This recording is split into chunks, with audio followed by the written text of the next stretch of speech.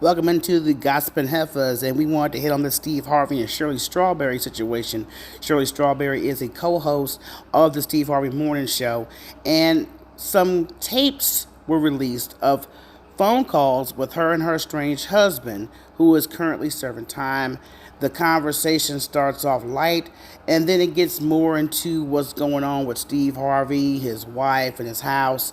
So we're going to play the first clip of the phone call. Then we're going to let you guys hear the apology she did live on the Steve Harvey Morning Show September 11th. I said, when you got that kind of money, it's a whole lot. A lot of people work for them, you know. Yeah. A lot of people pulling at them, you know. Yeah, man. I can imagine that. I certainly can. Yeah, Okay. it's a lot. Yeah, I mean, but like you say, everybody has a lot going on on their own level. That is true. I was getting winded going up those stairs. He was getting winded? He was really out of breath. For real? Yeah. What about them pills he talking about you gonna get? They weren't pills. It's like a superfood powder. Uh-huh. It's not pills. I thought it was pills too. I wish it was, because it'd be easier to take. But this is like, sometimes I take those powders and put them in the blender with ice. That's what this is. Oh, does it work? I don't know. I just got it yesterday. Did he say it worked for him? Yeah, he said it worked. He said you won't have any inflammation and all that because my knees really hurt. You gonna be able to walk up and down the stairs? I do it every day, 10 times a day. I may not be as fast. Yeah, I may not be as fast as I was. But yeah, I push myself. I make myself do it. Okay, well, hey, guess what? You snapped back then. Okay, All right then. I forgot about that. I forgot all about that. Yeah, I still have quick reflexes. Don't be fooled. Okay. Still have quick reflexes. Yes. Okay, all right then. But then that's good. That's good. You know what? They have Marjorie has her own spa, her own workout room, and her own spa. And she could go in there and get massages every day. People come to her house and damn. And work her out and all of that. I was like, oh God, what a dream. Does she look old though? Does she look like she's getting old? No, I haven't seen her, but she looks good on her pictures. Oh, she ain't there? No, she's not there. If she was there, we probably wouldn't have been all over the house.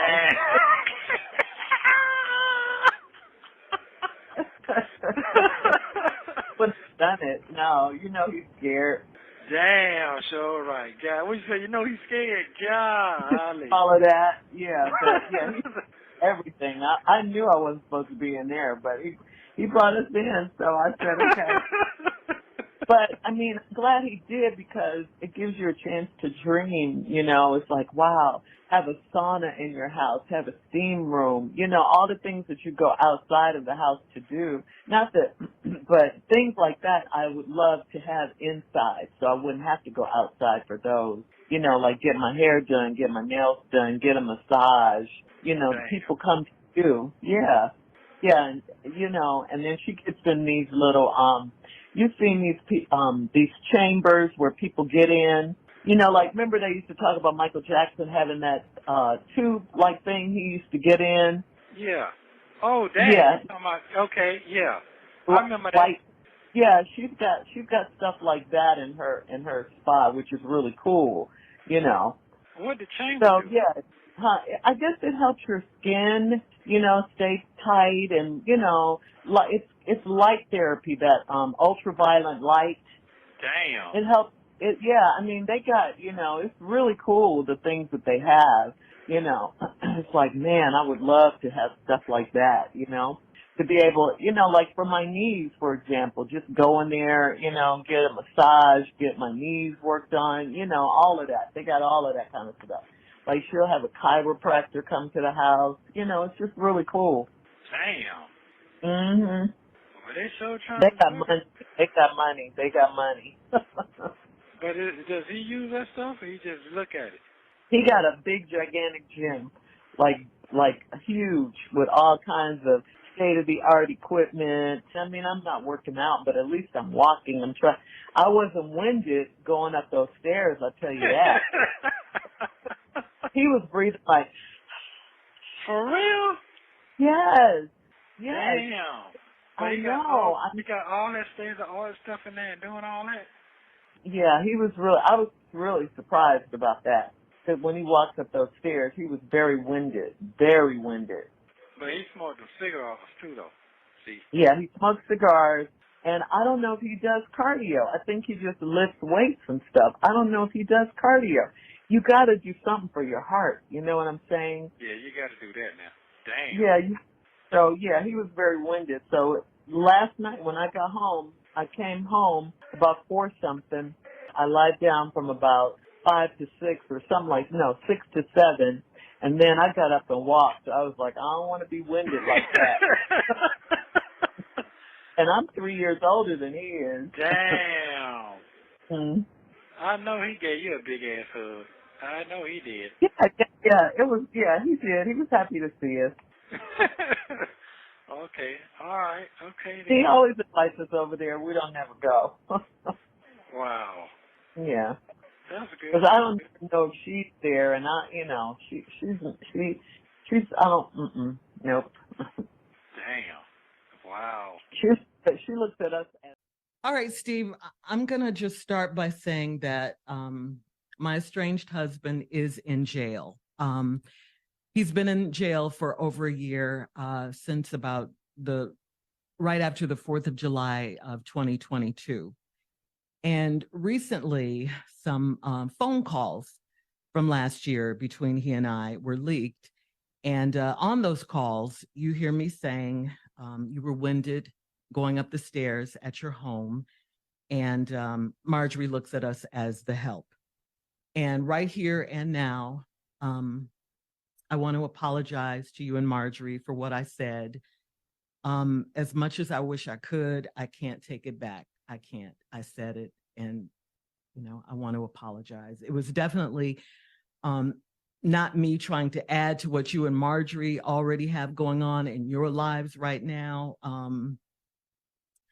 But the fact that these tapes were released, it does seem like everyone is coming for you, I should say, at this time, including me. But in reality, the tapes have nothing to do with what you and Marjorie have going on. It was just me running my mouth in a private conversation, or what I thought was a private conversation. And again, I apologize. I feel terrible. I make no excuses. I said what I said, and there's no denying it. There's no taking it back. Back then, by my man, be supportive wife, I've been married to this man for 8 years. I had no idea that all this was going on with him. I had no idea. And the charges that he's facing are horrific. They are really bad. I for sure did not want your name mentioned in any kind of way associated with my mess. So I had to call you. I had to tell you it was a hard call for me to make. But I called you. And I want to clear something up, Steve. You did not introduce me to him. I met him through a friend. I should say an ex-friend now. Anyway, so back to what I was saying. I had to tell you, he was in jail. It was going to come out.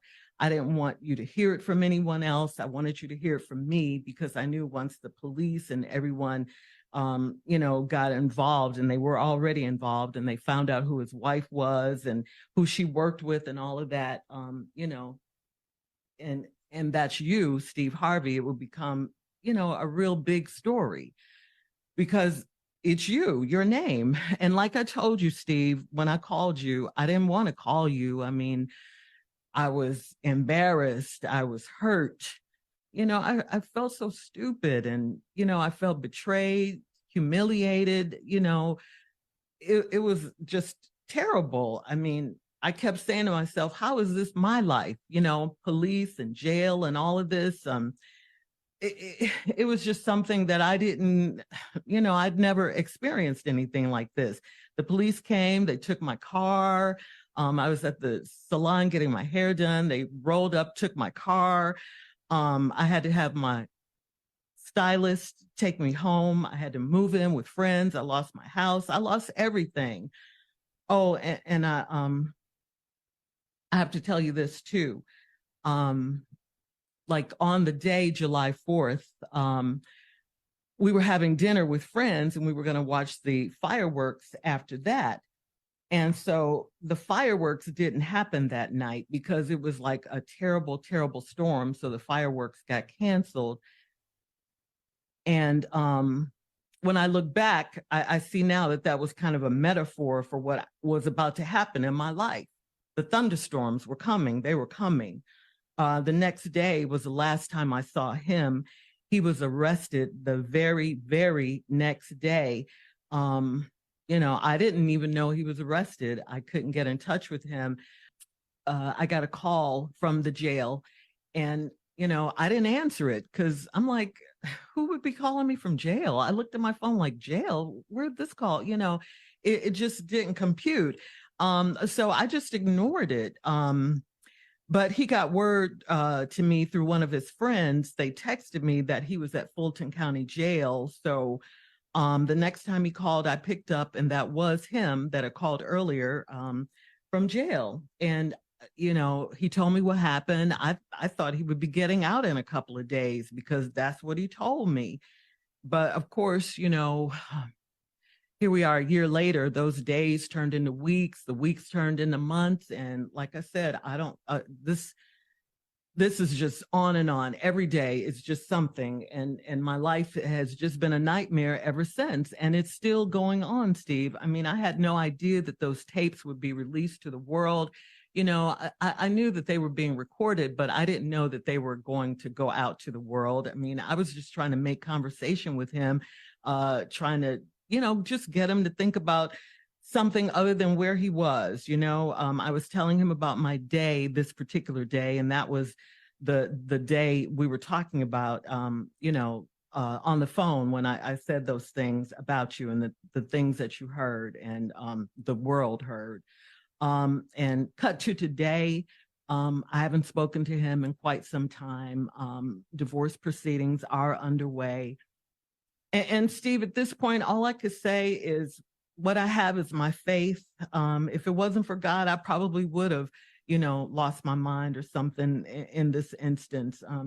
People don't see what happens when these mics go off. Who wants their personal stuff, their private conversations to go out to public? No one wants that. I mean, what could I say to you after this, happened? I was devastated. I mean, absolutely devastated. I mean, I thought of everything, I could lose my job. How could I face you? Everything, what I'm going through is what I'm going through. And I've been going through it for over a year. I just haven't spoken about it. Then on top of all that, these tapes come out and, I'm talking about you and Marjorie, and you guys are going through your own private hell right now. You didn't need me to contribute to anything, and I thought back, because I knew I had to say something, speak on. You created this term years ago in Los Angeles called reality radio. And I'm going to tell you right now, this is about as real as it gets,